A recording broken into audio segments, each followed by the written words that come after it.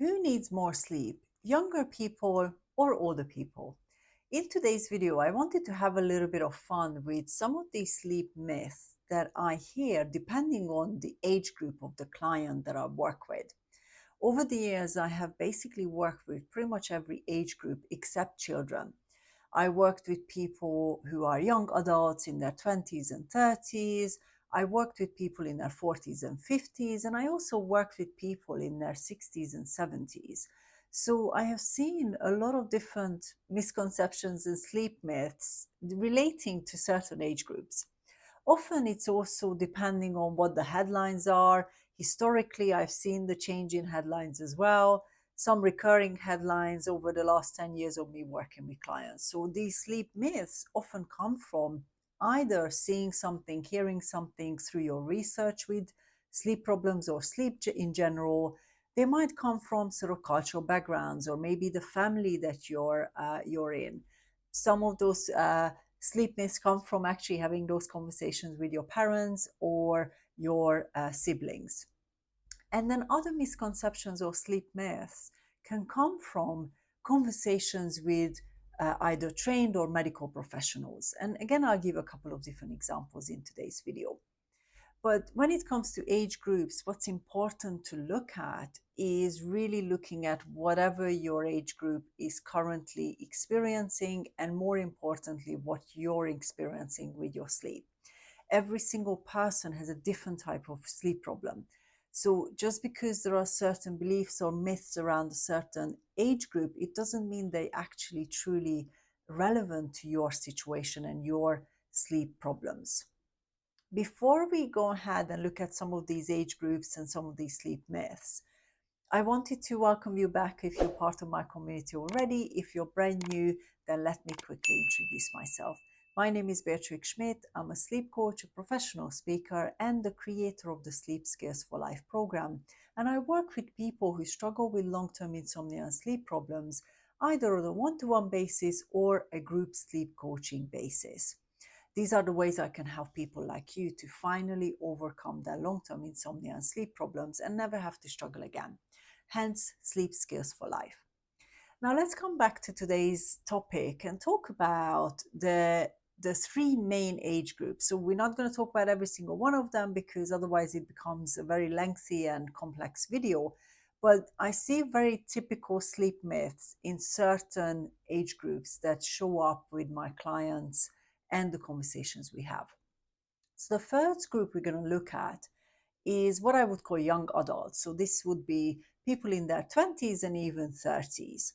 Now, when I struggled with my insomnia, I was in my 20s. So I'm very much aware of some of those sleep myths that I heard at the time as well. And I still hear them every so often from clients who are in that age group. The most common sleep myths that come up in those age groups is that you don't need more sleep. So, this is where often people say to me that, oh, as a young person, I should need less sleep, or I shouldn't be struggling because there's nothing medically wrong with me. So, these are some of the things that I hear. Now, if we look at the 20s and the 30s, it is true that you often have more energy because your body is naturally younger. And I remember the difference between my 20s, my 30s, and my 40s now, where I've seen my body evolve and change in different ways. But the 20s and 30s are often the times when we feel like we have more energy, therefore, we should need less sleep. But if you're struggling to fall asleep easily, if you wake up in the middle of the night several times, you're not going to get quality sleep as well as the quantity of sleep you need within the allocated time frame. This is where when we're younger, we tend to push our time for sleep later. There's more social things going on and so on. So the way we deal with our sleep is very different. So what I've seen with clients in those age groups is often the sleep time frame shortens because they actually have more things to do and they have more energy, therefore they end up doing more things with the energy that they've got. So if you're in that age group of either 20s or 30s, one of the most important things to remember is you still fit into the adult time frame for sleep, which means 7 to 9 hours of sleep. And the differences will come from uh, either how healthy you are, how well you look after yourself, um, what is the quality of the sleep that you get, and whether or not you have enough hours as well. So, a lot of different things can influence the amount of sleep you need in that age group. But one of the most practical things I see is that it's not about accepting a sleep problem. The 20s and 30s are often the times when you still want to do a lot more things, but when you're struggling, it's holding you back. That is really the time to stop pushing and to really turn your attention to actually overcoming the sleep problems that you have.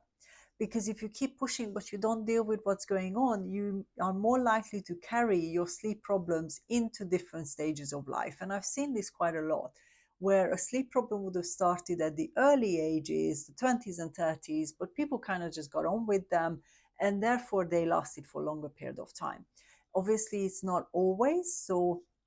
If you're struggling with sleep problems in the 20s and 30s, my suggestion is to really make it an important part of your life to overcome and to remedy. That means that you're setting yourself up for great quality sleep for the rest of your life by really truly overcoming the challenges you have at that age group. Now we move on to the second age group, and that's a wider age group again, is the 40s and the 50s.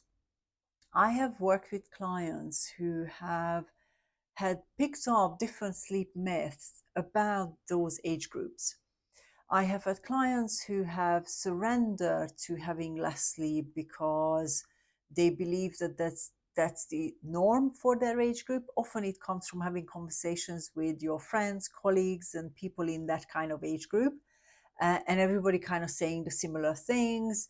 Maybe that everybody feels tired most of the time, or people struggle with certain parts of their sleep. But again, in this age group, what's important to remember is it's still 7 to 9 hours of sleep of requirement, depending on how you are, how healthy you are. Now, the difference between the first group and the second group is the 40s and 50s are the times when often you start to have less energy as you go through life stages, not all the time, so everybody's different, but the way our body creates energy changes, and naturally our lifestyle have changed as well. So we might be well into our careers, we might be under more pressure, our lifestyle might have changed if maybe you've decided to have a family, or all sorts of different things start to improve or influence your ability to either have a better quality sleep or not so much. So the 40s and 50s are often the age group that actually reaches out to overcome their problems. And often what I see is that the problems didn't start in that age group. And that's why I mentioned in the other age group to start dealing with it at an earlier stage. There's no need for you to really struggle later in life. Now, if you are in your 40s and 50s, and you have heard some of these sleep myths about whether or not you might need more sleep or less sleep, it can also be linked to some medical conditions you might have. What's important to know is that the body can still develop great quality sleep if you address the underlying root cause of the problems. And I've seen this a lot with this group. Clients come to me and they've tried so many things that didn't work for them, and they almost always got to a point of, I'll just give it one more go, and if not, I'll just surrender to what I'm experiencing. So one of the things I wanted to encourage you to do is don't give up, but also don't try things if they don't work for you. Seeking support when the problems have been around for longer period of time can really help you to overcome them within a shorter period of time, so you don't have to settle for less sleep, less quality sleep, and struggling for many more years to come. Now we turn our attention to the third group, which is the 60s and the 70s. This is the age group where I often hear clients saying to me that either they've been told that they need less sleep because they are now older, or the sleep dynamics that they have had, let's say not being able to fall asleep easily or waking up in the middle of the night several times, is normal for that age group. So this is where the sleep myth actually becomes more about almost completely settling for what you've got. Slightly different to the other age groups, because the other age groups are often when you are still inspired to do something about it. But the more you hear that this is the way it's going to be, often you can actually surrender to just accepting it. So when you're in that age group, it's not that you need less or more sleep, is that the quality and the timings of the sleep often is slightly different. Again, not for every client, but that's what I've seen. Clients who are in those age groups and they push themselves and stay up very late, it doesn't always work for them. So what I've seen in that age group is that we need to first of all deal with the medical conditions that might have already shown up, and making sure that you're not linking a sleep myth to that medical condition you have and accepting the situation as it is. And then we really deal with what you would want to do during the day, so we can match the amount of sleep and the quality of sleep you need so that you can still enjoy your daytime. All three different age groups are quite different in the dynamics and the sleep myths that surface. But even this later age group, what I've seen is the 7 to 9 hour time frame is still true and relevant. I have had clients who have slept more, and when we really fine tune their sleep, they actually decreased the amount of sleep that they needed because we changed their lifestyle in a way that it suited them. So just because you're older, it doesn't mean you need significantly more sleep, but it might be linked to a medical condition, and therefore the situation might be different, really depending on the client or depending on your personal situation.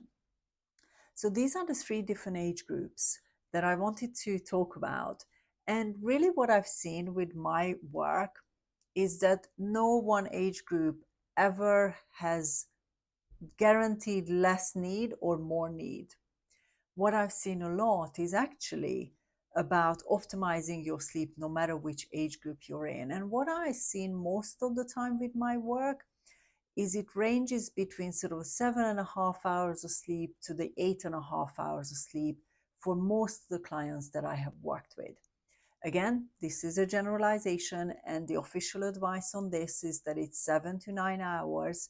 So again, that's a wider range than what I normally aim for with clients, but it comes back to really working on your sleep and making sure that it's optimized no matter what your situation is.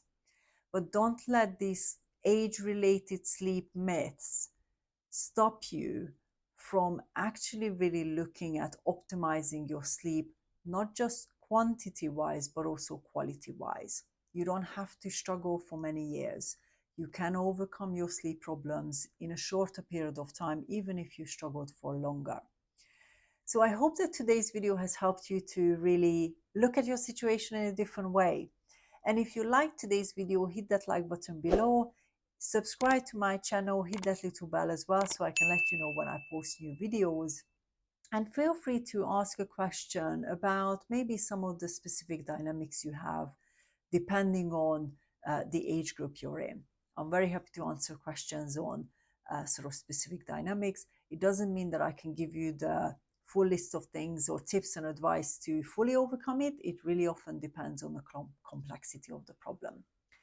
But thank you so much for watching today's video, and I will see you next week as we continue to talk about some of those different dynamics that I hear from clients on a daily basis.